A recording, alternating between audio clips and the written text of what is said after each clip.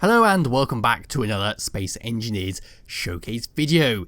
Today's video we're looking at the Void Station, which is a player hub which you can spawn in on your server or for your friends to basically congregate together, share resources, or just hang out basically. So what I've done is I've spawned in a large ship for a demonstration, so I'm just going to press F6 and take control of my character. Get out the seat, I'm going to turn around, and now we're going to head into the station. So I'm now going to exit my ship. Of course, I have to wait for the doors to close because of the airlock system.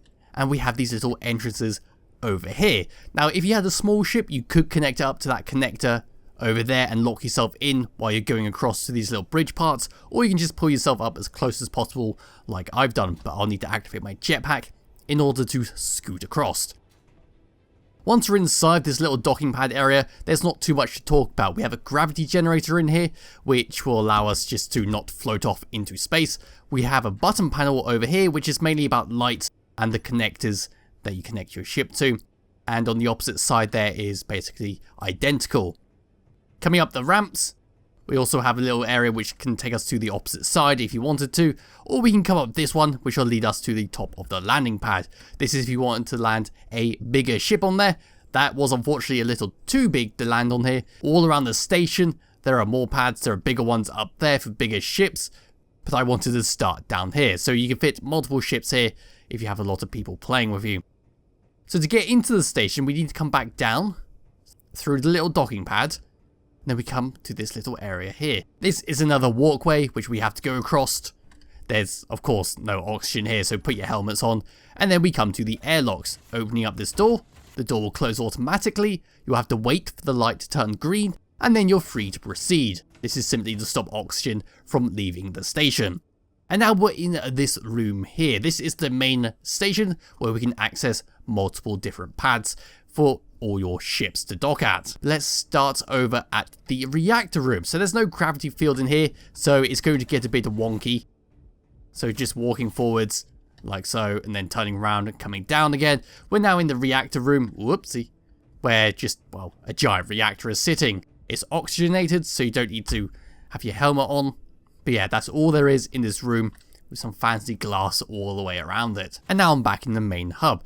Now, going around the room, you might notice that there are only pad doors, and that's because we have to go up this thing. So this might hurt your eyes, because we're going to go a bit topsy-turvy now. So running up here, we now have cargo containers, which are full of stuff. Look at all this. So many oxygen bottles. We got tools, we got solar cells, superconductors, and it's the same on the other side. We just got tons and tons of resources for you to use and repair your ship if you needed to.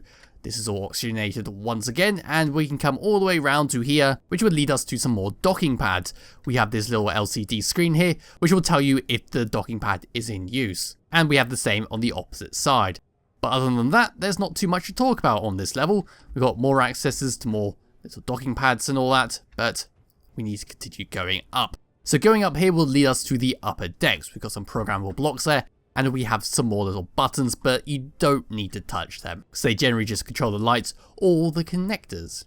Going over here, we have some cryopods. If you want a quick recharge, you could just hop in, recharge yourself. Don't look down, because, yeah. Then coming back around, we have some more ramps to go up. We have more cryopods, which are over there, and up here we go to the upper deck. On the upper deck, we have once again some more cryopods, and around here we have the observation deck.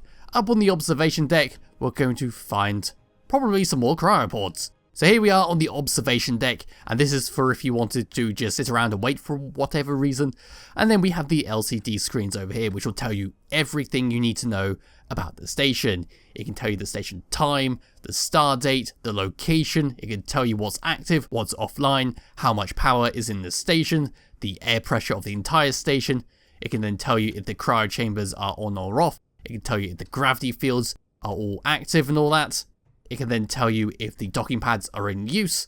And that is basically it. We can just look outside the window, just see the docking pads there. We've got some control panels over here if you want to control the lights. Yeah, you can sort of see my ship down there. And that is ultimately it for the space station.